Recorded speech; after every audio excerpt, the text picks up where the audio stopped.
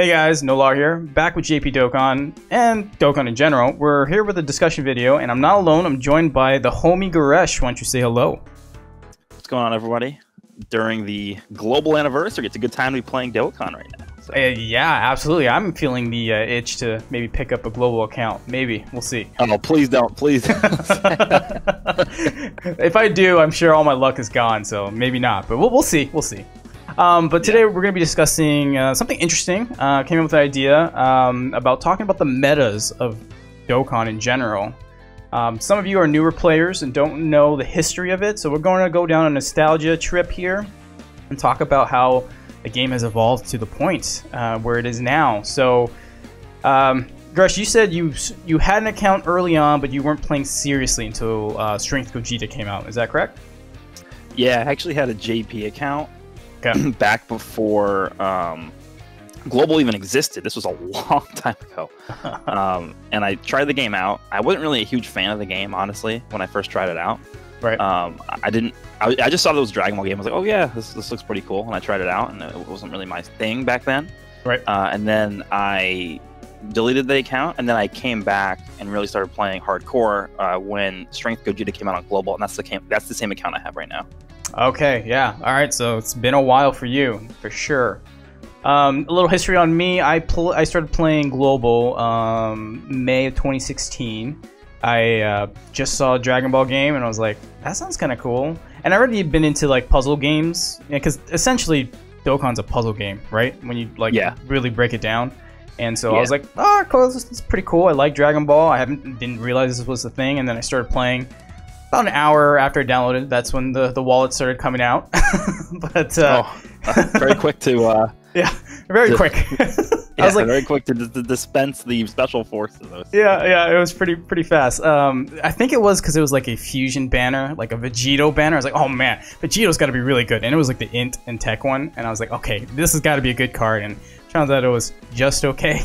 But either way, I started spending very fast after I started playing too, because my first real banner after Gogeta was the Int Gohan Dokkan Fest, and that's the first time where Full Power Frieza came back. And I was like, I gotta get him.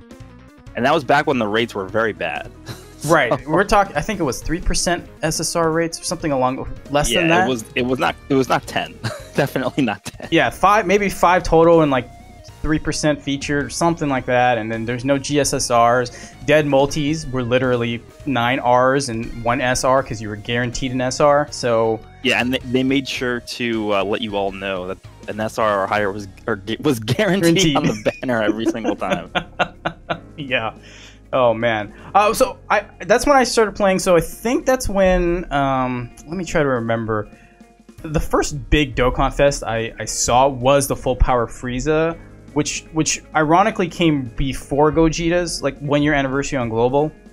And it was actually really hard because when you had Gogeta, he made everything easy. Plus he was strength, so he had the type advantage.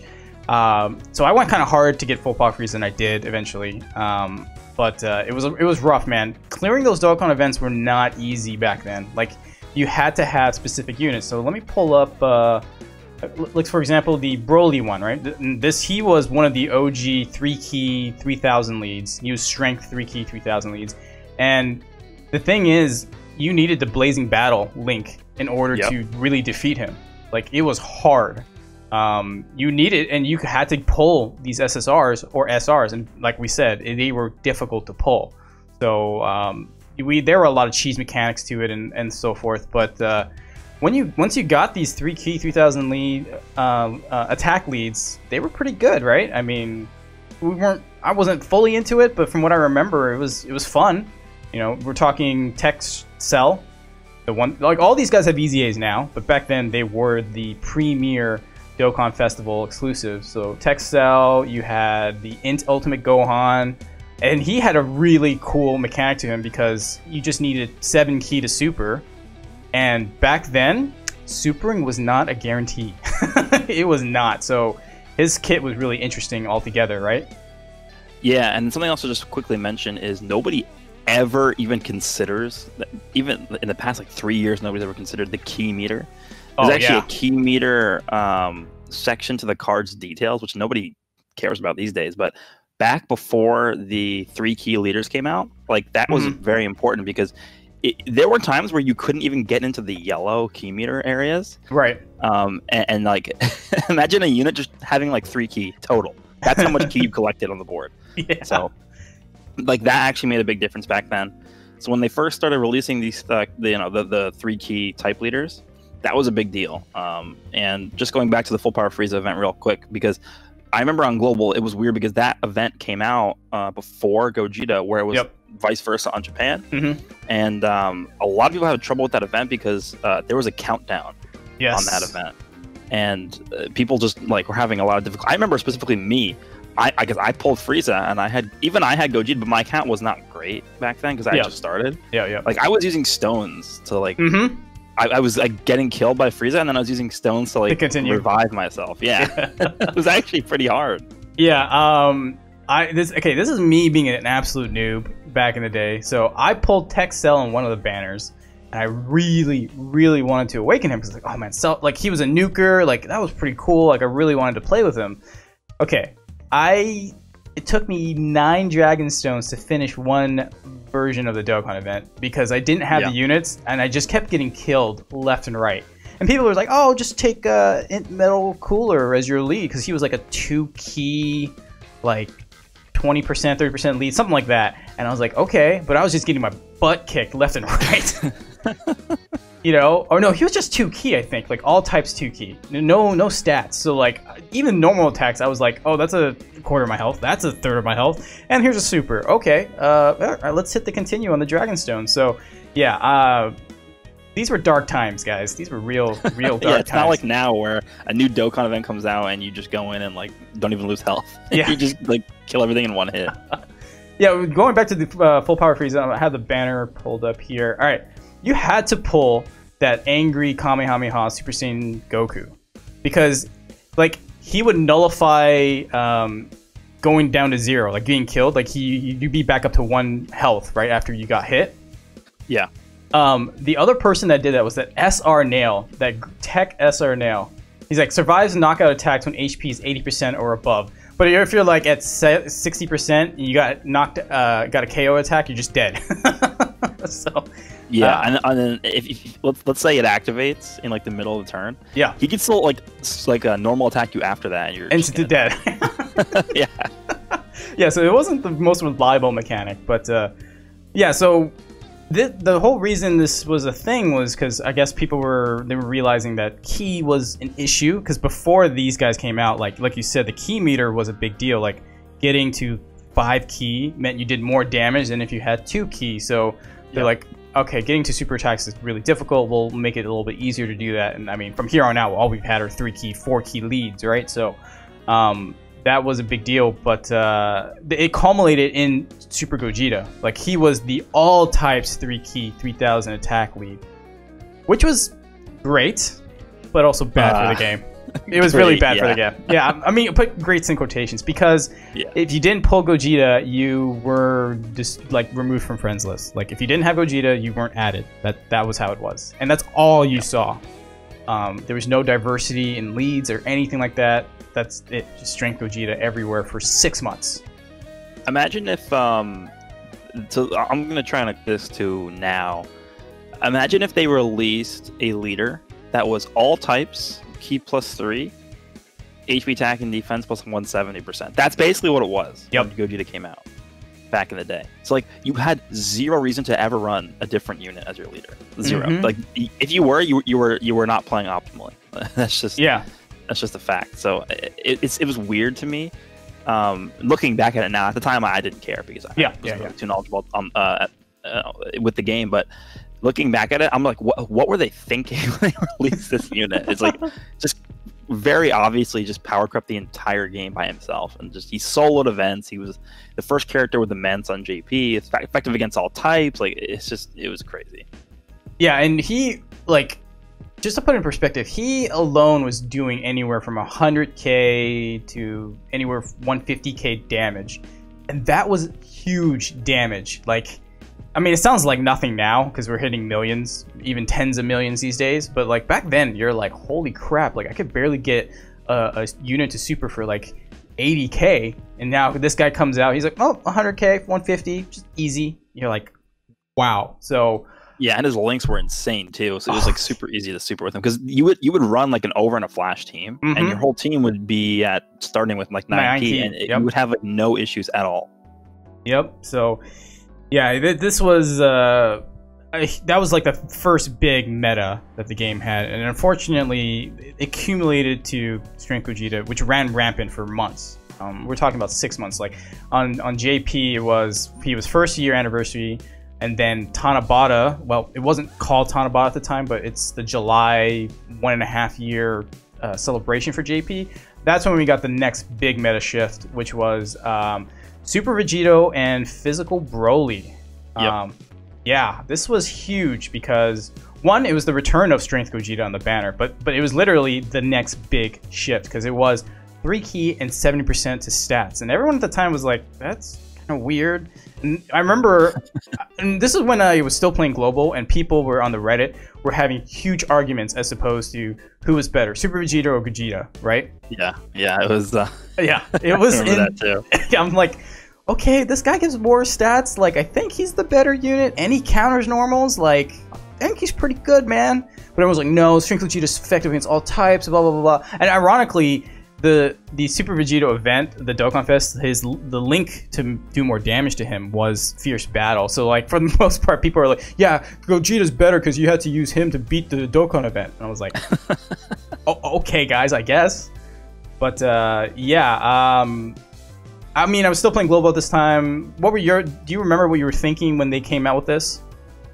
Honestly, at that point, because I literally just started my account when, like, at the tail end of the Gogeta banner on Global. Okay. And that was at the same time as JP getting Super Vegeto. Yeah. I wasn't really too much into the JP stuff. I followed it a little bit because I just saw people talking about it, but I was like, okay, yeah, I guess Global is like 5 months or 6 months behind, so we'll get this at some point. So I didn't really look into it too much.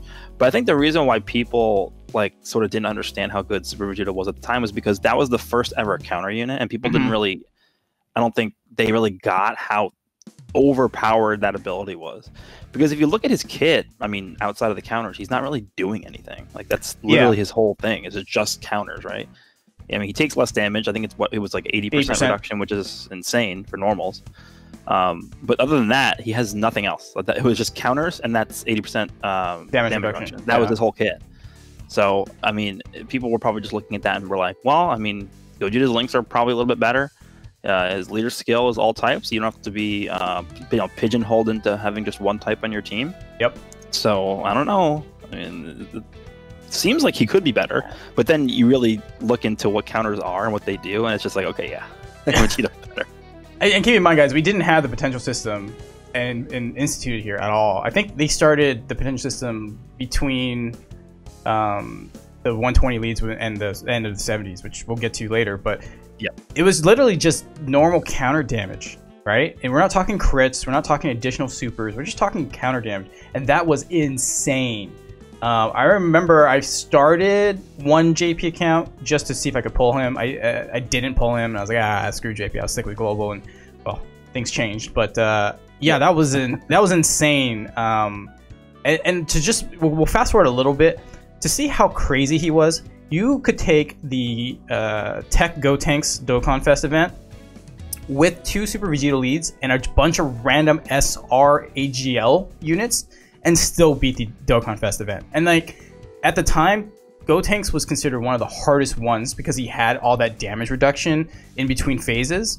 So you had to like really wait out the turns and make sure you weren't eating too much damage. Like, go check out Rhyme's old videos. I mean, that's when I remember watching it because he became a main on JP once he pulled Super Vegeto, and I was watching his videos. I'm like, my God, this unit's insane. So yeah, this is the meta where things changed a lot because we got that big buff to the 7%, and this is where Gogeta showed his age because he didn't give buffs to. The only buff he gave was 3,000 attack, which is nothing, right? Like nowadays. Yeah. So yeah, that was intense. I mean, Broly. Everyone liked him because he could super twice. That was kind of cool because that was the first time they introduced that mechanic, getting multiple super attacks, and even at a reduced key cost. And you're like, wow, that's pretty good. But he just didn't compare to how insane Super Vegeta was. Yeah, I would say Broly was still better than Gogeta though back then. Yeah. Just based on just his leader skill alone, like running a full physical team. Even though I think back then physical probably wasn't even that good. No, it wasn't. It was like Broly was just like he just did so much damage.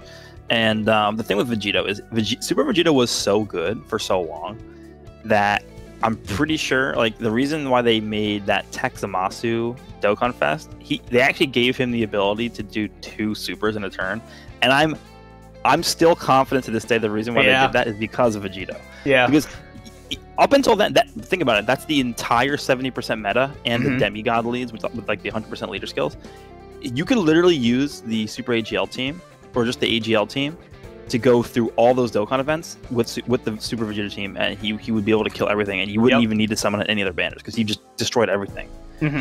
So they were probably like, okay, yeah, it's time to stop this. I mean, it doesn't even matter because you could still beat that Merge Zamasu event with a Super Vegeta team. It's just a lot harder. Yeah, you just have to get a little more lucky on whatever the super attacks were. So, yeah, I mean, that was intense. The rest of the 70% leads, we're talking about Tech Gotenks. He was fun. He was a lot of fun to run. Especially they introduced this new concept of key control, right? You didn't want 12 key supers, you wanted 11 key. And at the time, it was a lot easier to get 11 because you didn't have an abundance of over and a flash units on Tech. He also had fuse fighters. There weren't that many Tech fuse fighters, but then of course as the time went on, it was like, well, okay, everything is fuse fighter over in a flash Tech, so he's getting 12 key every time. But back then, that was an interesting mechanic they introduced, and his Dokkan Fest event, which was like to give you guys perspective, there was no battlefield, there was no Legendary Goku event, there was like none of this stuff really was there to really challenge you for endgame content. It was still running Dokkan Fest events and battles to really test how good a team was, you know. So his event itself was cool because he would go Super Saiyan 3, he gets super tanky. You had to wait a couple turns before he defuse into an easier version for you to beat. So it was all about lasting how long you could get to. So that was Gotenks. Yeah. Gotenks was fun. I mean, the thing with Gotenks is his banner was so close to Blue Kaioken's banner. Oh yeah. And the reason why they did that is because that episode had just aired on Super, and they were like, okay, yeah, we gotta get this out here now. And Gotenks' banner, I think it was either still up or it just went away. And they were like, okay, Kaioken Blue's out. And everyone's like, okay, forget Gotenks. Like, we're all signing for this guy. Yeah, because you can run that guy with Super Vegeto on his team, or vice versa. And you would be like, it would be an amazing set. And especially since Blue Kaioken had probably the best link sets, like key link sets you could ever have. So you would have I remember people were so like just confused by the fact that he was also AGL. Had it been any other typing, oh man. Okay, then Buhan, that's where I started JP, because I was like, oh, okay, Buhan, this is gonna be good. And I remember, I'm looking at the banner now, the very first Dokkan Fest I pulled was the Janemba, and I was like, okay, Janemba loves me, because I went through this despair arc on Year 1 Global. I think it was 120 paid multis for me to get Gogeta, but it took me 1 multi to get Janemba, and I've always had a special place in my heart for him because of that. But yeah, Buhan was the reason I started JP, because I was like, yo, this is pretty cool. And the team itself was qualified as Undying, because he would heal. There was Metamorphosis everywhere. It was easy to super. Like, Ultimate Gohan was his banner, right? He doesn't really link well, but he just needs 7 key, right? So you just give him 1 key orb and he's good to go. The thing about Buhan was he was really the only Dokkan Fest exclusive for a while who was able to rival Super Vegeto. Because back then, these Dokkan events, they all had the ability to have their attack get lowered. Not like today where everything is immune to that. But so you could run Buhan, you could run like all these int units who could lower the attack of the enemy, and you would just be taking no damage from anything, and they'd be healing up, they'd be raising their defense, whatever they were doing.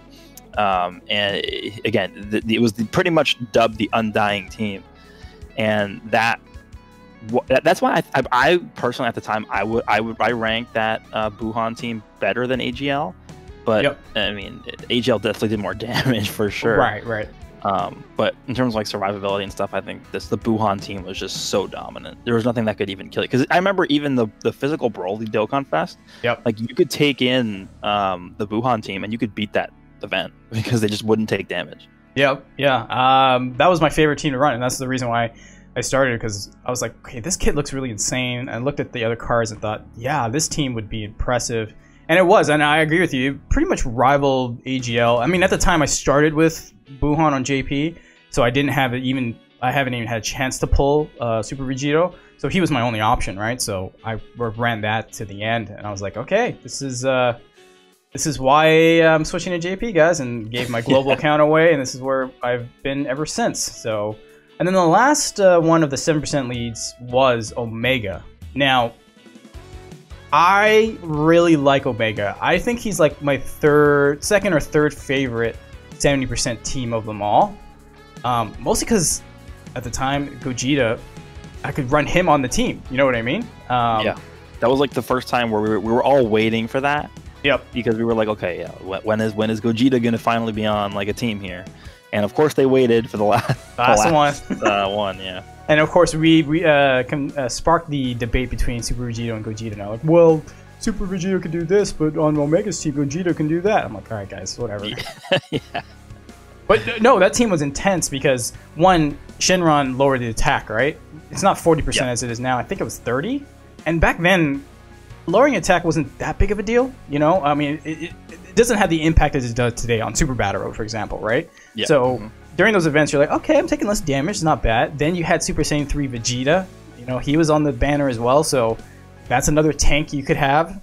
Plus Gogeta, who did the damage. If you wanted to throw Strength Broly on there, like the original 3-key 3000 lead Broly, like, this team was doing solid work. And so I always like the strength typing, and that's what I just loved about Omega.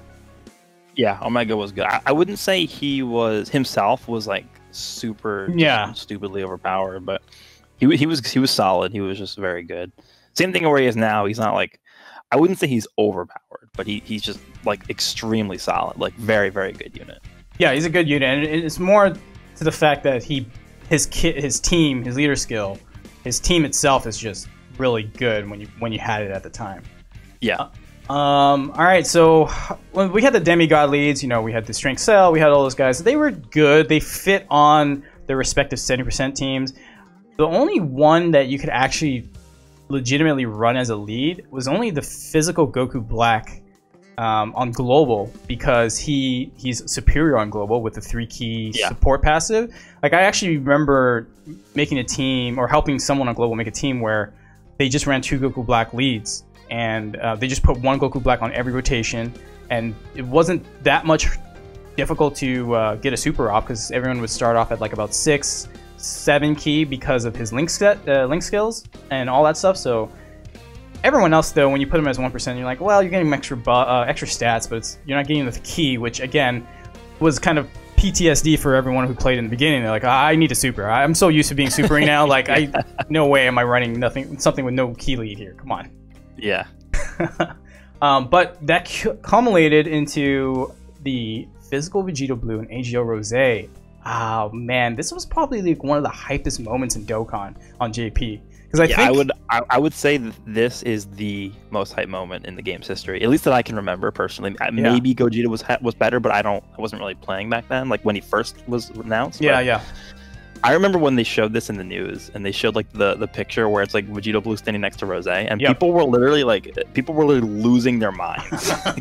It was beyond crazy. Like, you guys thought the hype for like Blue Gogeta and Vegeto for the 5 years hype. Oh yeah, this was on a different level, because this had just aired. Yeah, literally just aired in the anime, and we're like, oh my god, what is going on? And we're like a few days after the Vegeto episode. People were like, what? Like, already? Like, this is just happening. Man, I mean, this is why they need to have the anime, because granted, it screws off their schedule. Like, Dokkan's on a very, consistent schedule of releases, but the hype factor was just insane, So yeah, when they first came out and they were announced, we were losing our minds. And then when we found out they were going to be like a super type lead, extreme type, I mean, it made so much sense. and you're just like, oh my god, I could run Gotenks on this team. I could run AGL Super Vegeto next to this guy. Like, what kind of insane things can you get with Vegeta Blue? And then Rosé's kit came out. He's like 3 key, where at the time most extreme units were kind of like specific to kits. Like, you know, Omega has shocking speed, right? But not every villain has shocking speed. The fact that Rosé just automatically gives you 3 key, like, completely negated the disadvantage of not having good links. You're like, well, they're supering anyway, so damn, this is a good team, you know? Yeah, and that's why they did that, because you build a villain team, and him giving 3 key literally lets you be able to put like all of those 70% you know, leaders and demigods on there, and you're gonna be fine. You're not gonna have any problem. Yeah, so dude, that was to me, this was the golden age of Dokkan, where these guys came out. The 70% meta was fun for me. It was fresh, and the fact that we got these guys who could run all of them. Granted, they were 50% leads. Wasn't that big of a difference. You'd rather take Vegeto, you know, Super Vegeto, and Vegeto Blue for that, and Rosé for those. So to me, this was like the height of like the most fun I've had with just the units themselves to play with. Yeah, I would say so too. Yeah, and then Trunks and Zamasu came out not too far after that. And they were 70% 1 key, but wasn't that big of a deal. Especially if you build the key links right, it was fine. Yeah, I remember the villain team that I was running, I was using 1 Rosé leader and then 1 Zamasu leader. So it was like a mixture. Because you didn't really need to have both 3 key leaders, because Rosé was giving 3 key to everybody, so it wasn't really that big of a deal. You were going to super anyway. Yeah, yeah. As long as there was 2 Rosés and you put them on rotation, you were fine, right? So you brought a friend Rosé, you brought your own Zamasu, and you brought your Rosé as a team. Easy, easy. Now I'm looking through the banners. I'm on DBZ space. The Rising Dragon Carnival. I guess we could kind of talk about it a little bit, because they were double rates, and they weren't Dokkan Fest cards, clearly, but if you wanted some specific SSRs, because usually they drop these when they give an awakening. So like when Majin Vegeta, the tech one, got his awakening through the Hero Extermination event, they dropped one of these. You know what I mean? So yeah, I remember going so deep for Majin Vegeta, the tech one, because I didn't have an AOE. Yeah. And I was like, I need an AOE for the World Tournament, and I went so it was a double rates banner, and I literally couldn't pull this unit. It was like insane. You know what? Let me pull this one here. This is Kaioken. Kaioken. Let me look at the stats. That's on this, but yeah, it double rates. Yeah, it was intense. It was like 20% chance to pull an SSR, but you know, this was back when there was no GSSR, so you could get a dead multi in a double rates banner. This meant you got super shafted and super unlucky. Yeah, you definitely did get dead multis. I remember getting them. All right, so I'm back on the global banner. So yeah, once they finished with Tech Zamasu and Rage Trunks, for at least on JP, it was 2-year anniversary, and that was the beginning of a new era here. We're talking 120% leads, and now this is where they split up super types and extreme type leads. Yeah, and I mean, I was hyped for Super Saiyan 4s, but I was not thoroughly that happy with the like the state of the meta, because of the way they split it up. And I mean, they have a sub lead of like Super Saiyan 4 Goku. Super strength 120, and then like extreme strength like 50%. So like, yeah, you could still run a couple of the extreme units, but it wasn't really ideal. Yeah, for me, the biggest thing about going into that 120 meta was the whole 120% itself. Yes, because you go from 70% to 120. Like, what was the thought process there? Like, would 100 have been too low? Like, yeah.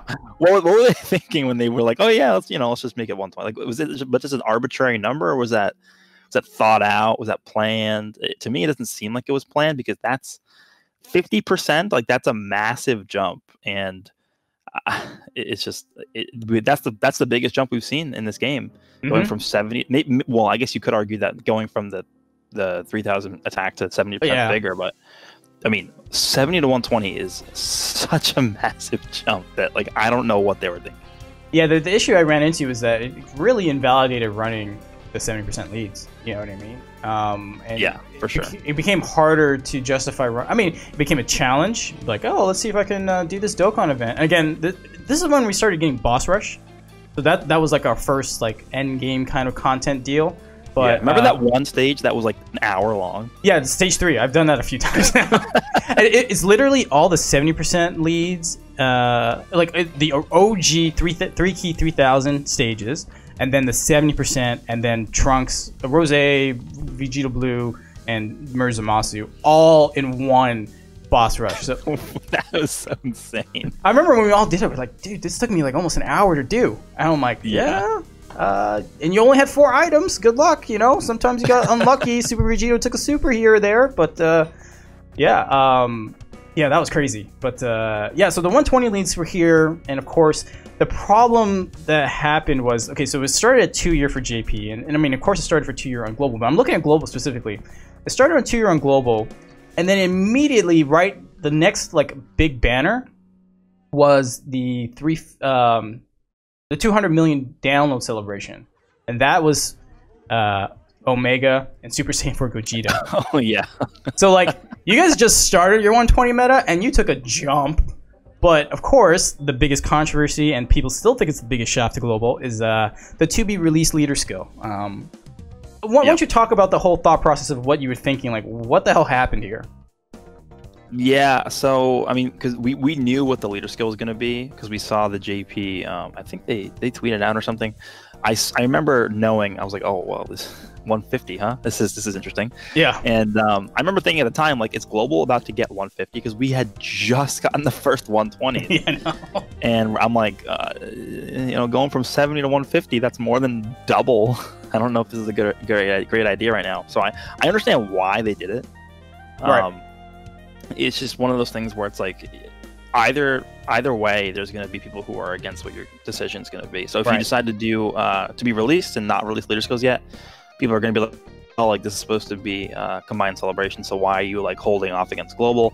And if you release the leader skills for global, all of a sudden you're invalidating pretty much every other leader skill in the game. Yep. Instantly, even the ones that just came out, even like the 120 Goku and Vegeta leads.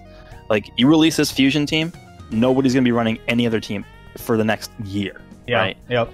So that's sort of where they were. So there's you know, pros and cons to both options there. Yeah. I mean, for JP, it made sense for us to be there, because basically from year tier 2 to Tanabata, because that was our Tanabata celebration. Well, no, it was the million downloads, so it was like a little bit after Tanabata. But basically, we had 7 months to cram 10 leads, and that was rushed. You know what I mean? So yeah. For us, it was literally back to back to back. Like every 2 weeks, there was a new Dokkan Fest. Like, so it was Super Saiyan 4 Goku and then Vegeta. Then it was Physical Cooler, and then I want to say it was Super 17. But then we had Golden Week, which was Gogeta and then Janemba, and then we had the Kid Buu was there at some points, and then it just was like a blur because they wanted to get to this category meta. And I'm sitting there going like, God damn, 10 Dokkan Fests in like 6-7 months. All right, okay, here we go, guys. Yeah, I think there was a period where there were 4 in a month or something. Yeah, it was intense, because I was like, all right, they really want to speed through it. And then I see how global, okay, you guys just got the 120s, and then like, bam, to be released. I'm like, wow, this is a controversy. I thought it was a glitch. Like, I thought, yeah, no, I didn't think it was. I thought somebody would Photoshop that on when they posted it. I think somebody posted it on Twitter or something. Yeah. And it had to be releasing on there. I'm like, okay, nice job, like nice joke or something. And then yeah, it was true. Oh man. Oh, we kind of missed when we talked about the 120s. That was also when the LRs started to come out. Yep. The summonable LRs. Yeah. Unfeatured, huh? Yeah. Thanks. Very nice. Okay, but for you guys, you had the ticket banner for LR Gohan, right? Like, you had to pull on the Goku and Vegeta Super Saiyan 4s, and then you got tickets, and then it was a specific ticket banner for LR Gohan. Yeah, I have very dark memories of that happening. Yeah, that was basically in correlation with the 2-year anniversary, because on global, the first summonable LR was Broly. Yeah. And then came Majin Vegeta, and Majin Vegeta was an unfeatured LR on a double race banner. Okay, yeah. Yeah, for us, it was literally LR Gohan unfeatured, Majin Vegeta unfeatured, and that's when I pulled him. That was my first LR I ever pulled, which is Majin Vegeta. And then, like, 2 multis later, I pulled LR Gohan on that same, like, double rates banner, and I was like, Jesus.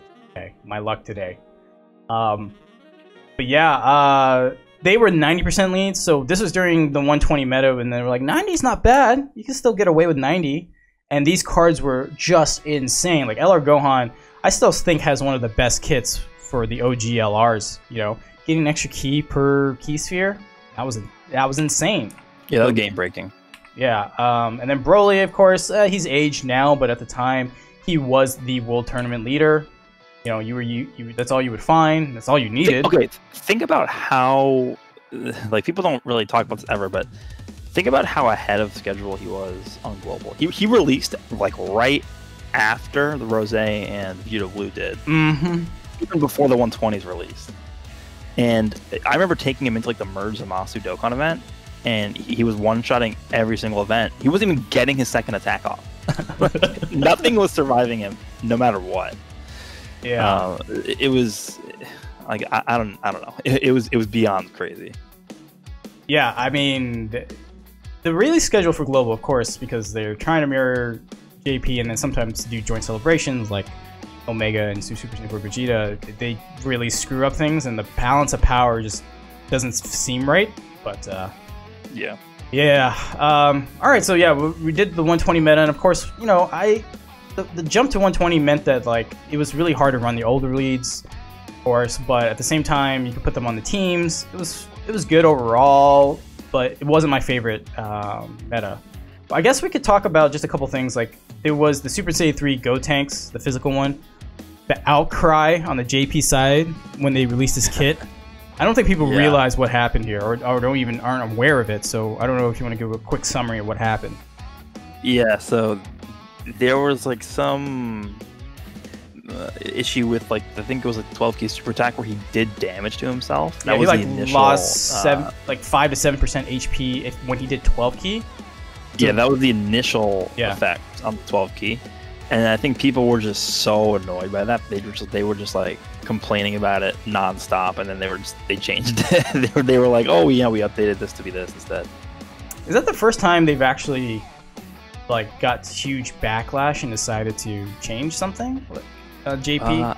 I think so, because I remember one other time they did it was with the STR GT Goku, but that was way later. That was when Full Power Super Saiyan 4 came out. And I remember he had Shattering the Limit or something initially, and then they ended up giving him Fierce Battle. Yeah, that was the first time I ever, like, the JP community was super upset, and then they just changed it within like a day, or not even a day. Yeah, and then I think did they do the same thing with Super Baby 2 LR? Oh, I don't remember that, honestly. I think they changed his conditions or something. Like it used to be like way worse than that. Then after they showed him, they made him better or something. Yeah, I think the HP restriction was like 30 or 25%, and then now it's 40, which is a little more bearable. But yeah, okay. So you know, I'm just looking through Global specifically because JP is pretty streamlined, right? They're the forefront. Yeah. They've got things, but Global here is just like there's a rush. You guys got Janemba and Gogeta. So for us, that was Golden Week, and Golden Week is usually like Thanksgiving for you guys, right? Yeah, thank you celebration. Okay. That was nicknamed something else that year, so I won't say that on your channel. But all right. But then you guys got UI Goku fairly for Christmas, right? Yeah. Yeah, and the thing was that this is a weird one because his leader skill when he awakens 150. I think he's like what 120 to Realm of Gods on the Awakened. I want to say something like that. Yeah, I think that's right. 120. Let me make sure. Yeah, 120. 2 key, 120. Right. So the problem was he didn't awaken. So you just pulled the card, and he was just that. Because of course they were waiting for the rest of the anime to get through before they could, you know, drop the Dokkan event. But it was just super weird that I was like, okay. Yeah, he doesn't awaken. The same with Jiren, right? Jiren didn't awaken either. So I'm sitting there going like, all right, I don't know what's going on, but this is interesting first in Dokkan. It's just because they're trying to follow the hype of the anime and capitalize on it, which is something Legends doesn't do. But anyways, yeah, we don't talk about that here. Let's not talk about it here. But I'm just saying they managed to, you know, because he literally aired on JP in November, right? When he first goes sign UI. Yeah. And then less than 2 hours later, he's in the game news like, hey, he's dropping, guys. And we're like, what? And like, yeah. it was hype, but it's not as hype as Rose and Vegeto Blue, at least in my opinion. But it was still hype though overall. But yeah, all right. So okay, we kind of skipped over, but we're now in the category meta, right? So we're in the 150 category meta. This is interesting. And we've been here for a while. Still here. Still in the meta. Yeah, like 200 million download celebration. We're talking about 3 years now. Coming up on 3 years, we're in the category meta. And when the category for meta first came out, it was cool, right? Because now we're not stuck to mono teams. We had a variety of characters we could bring. Granted, at the time, there was only like one leader. Like he was only running this category. Like Ultra Gohan was only hybrid Saiyans. And of course, I mean, at the time, we were like, hey, Ultimate Gohan's not bad. And now he's just relegated to never touching him. Yeah. Well, they started releasing these categories that were like, they were pretty big. Like Resurrected Warriors came out. Like that was a big category. Golden Frieza, Hybrid Saiyans is a really big category too. I mean, Realm of Gods was only 120 at the time, but it was still good. I mean, you had Rose, you could run on there. You had Vegeto Blue, you could run on there. So it was still a fairly good category. You got Majin Buu, like all these categories were just like, I feel like the initial handful that we got, they were all like really, really big categories. So like you didn't really have a problem there. Yeah, I mean, it was good because because they were so big, maybe, and you're talking about all the player base, not everyone has the box like you and I do. There might be more free-to-play players that might missing like 50% of the cards, but if the category is so big, you could still makeshift something and run the team, right? So that was their smart start where we're going to make these biggest categories. I mean, if Omega Shenron still leads Shadow Dragon Saga, which is one of the smallest categories. But at least with fusions, if you liked fusions, and who doesn't, you could run something there, right? And then eventually we got to Potara and all these other categories. So yeah, I think the first like 10 to 12 were fairly large enough where you could at least play with the team, Yeah, I agree with that. When did we start? I'm trying to remember. When did we start dual categories? That was Gogeta and Broly from Dragon Ball Super. Right, okay. So it was a while after that. Yeah, because I remember Transformation Boost with Strength Boo only, and Super Vegeta. Yeah, okay. So up until then, I felt like it was pretty decent. But then when we got the dual categories, that's a lot of fun. Because for me, and I'm sure I'm speaking for Gresh too, the fun is team building, right? You could make different teams, different options, lots of different ways to play. So having dual categories meant that I'm not restricted just to one. I could take 3 from one and 3 from another, or 4 and 2, or whatever, how you want to build it. That was fun. So I thoroughly enjoyed the concept of dual categories. And I mean, we're still here, which is good. But now, I want to say after the 5th year, which is where you guys are at for the anniversary, the category started to become a little weaker in general. I think it's the safest way to say that. Yeah, I would agree. I think it really started with Beerus, right? With the explosion of anger. So yeah, I mean, they start to add these like little categories that don't really add anything to the game. Like we have Otherworld Warriors as one of those. Yeah. Like Revenge, I think you could probably lump into there, but Revenge is probably not as big of an offender as something like Otherworld Warriors or Exploding Rage or like Inhuman Deeds, like Special Pose. Yeah, Special I don't know. Like, you really gonna add Special Pose before something like Frieza Force or something? I don't know. It's just it seems like they're running out of ideas to me. Like, in 2 years from now, are we gonna be getting new categories still? Like, I hope not, but we probably will be, because I don't know what they're gonna do from here. Yeah, I guess to wrap this up, I mean, we intend this to be fairly short, but it's been 45 minutes. But yeah, it's just nice to talk about memory lane. We're just remembering some stuff and some offenders. Yeah, a lot to talk about here. Yeah, but so right now they're making new categories, and my opinion is they need to make new categories to sell new cards, which I think that's what they're doing. I don't agree with it because, like you and I both said a million times, other categories need work. Like, we don't have a proper World Tournament lead. You could do a dual Dokkan Fest with Goku and Piccolo, from the World Tournament. Yep. And that would help out that team. That'd be fun to run. Peppy Gals doesn't have a proper lead, but to be fair, if they got a proper lead, they'd probably be one of the best teams in the game. Oh yeah, easily. Yeah, so very easily. But I'm just saying, like, there's so many categories that need help. Like, they need more units. They need better units. Giant form. Mm-hmm. Yeah. So why bring out special pose? What's the point of rapid growth? You know, like some of these categories. I have no idea. Yeah, some of these categories just make no sense. This is like one of them. This is one like people ask me all the time, like why do they do this? Why do they do this? Why do they? And usually I can think of like a reason or two why. This one I literally have no idea. Yeah, like, this is one of the mysteries of the game where I just have no idea. Yeah, it's a weird situation to be in because I enjoy the category meta, but it's been 3 years, coming up on 3 years, so I'm kind of getting over it now. I want something new and fresh. So I guess we can leave off and say, what do you think they should do or could do? Like, what do you think the future of the leader skills and the meta is going to look like? I think it's still going to be category based, but I think they can put a different spin on it. Maybe they can be more specific, be like, you know, maybe it's hybrid Saiyans and STR. So it has to be both. Yep. And then they get like an extra boost if they're both. And if they're not both, then they just get a boost for hybrids or whatever. They could do something like that. They can do maybe dual category leaders, but they have to be in both categories. So maybe, you know, let's just take Gogeta's as an example. So movie heroes and fusions. You get a boost for being in either category, but if you're in both, you get an extra boost. Okay. So I think something like that could be cool. Maybe I don't know if they would even introduce new categories for that. They probably wouldn't be a need to, just because we already have so many in the game already. They have a lot to work with here already.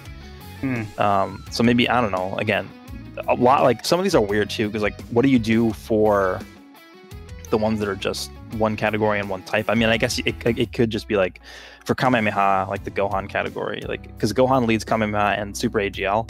So if you were in Super AGL and Kamehameha, you got a boost, like an extra boost. So I don't know. So stuff like that I think could be cool. I don't know. It would definitely not be anything like super groundbreaking, but I think, you know, more than just adding these like special pose categories, I think that would probably be preferable for a lot of people. Yeah, I have a couple ideas of where they could go. I wouldn't be opposed to a mono era again meta, but like you got to take Super AGL and Extreme Physical. You know, like those are the teams you can build. You know, and that would be more fun. Some people are opposed to it. They want the fact they can run the full gamut of typings, which is fine. The other thing I could do is they could really play with the leader skill themselves. So I'm not talking about the boost in the HP, attack, and defense. I'm saying put in some potential system passive or part in the leader skill. So we'll get a new Ultimate Gohan that leads Majin Buu Saga, 3-key, 150% attack, HP, and defense, but he can give another 10% to dodge if you're on the team. So that's calculated separately, or you get another 5% crit or something along those lines where, you know, that would be an incentive to be like, for especially more free-to-play players, because then they don't really necessarily have to get a dupe to get access to the potential system. That would be kind of a neat way to go about things. The way you described too, where you have to meet both criteria to get the full boost, is an interesting way to go like, to. What if you're in both categories, you get like an extra 10% crit or something? That'd be cool. Yeah, like that in and to itself would be like, okay, well, I got a really, it's restrictive team building, but then it's also like thinking outside the box where you're like, okay, I got to make sure everyone is part of fulfilling both requirements. So that would be cool to me. Yeah, I'm not a fan of just adding these miscellaneous categories that really don't add much to the game, personally. Yeah, I agree with you. I just don't see the point to a lot of it. I mean, they're going to get fleshed out most likely at some point, but why not just flesh it out before adding them? And then once like there's like a good foundation for the category, then you make the category. Like, I don't understand making Otherworld Warriors when you have like 2 units that are usable in the category. It's like, thanks, I'm really going to benefit from this now. Like, no. Yeah. There's a lot of things they could do. There's a lot of potential with the game still. Like, exchange units could really expand the categories, because of course you're not restricted to just same name types. So you could really make a Pycon/Gogeta, right? And that would boost the hell out of Otherworld Warriors, you know? So there's a lot of ways it could do things. I'm hoping they will. Don't know if they'll listen to this, but at least we're giving our thoughts and our experience with the metas. It sure has been an interesting ride, that's for sure, and I'm assuming it'll continue on from here on out. But anything else you want to say before we sign off here? Not really. I mean, we pretty much summarized the past 5 years. 5 years of what's happened.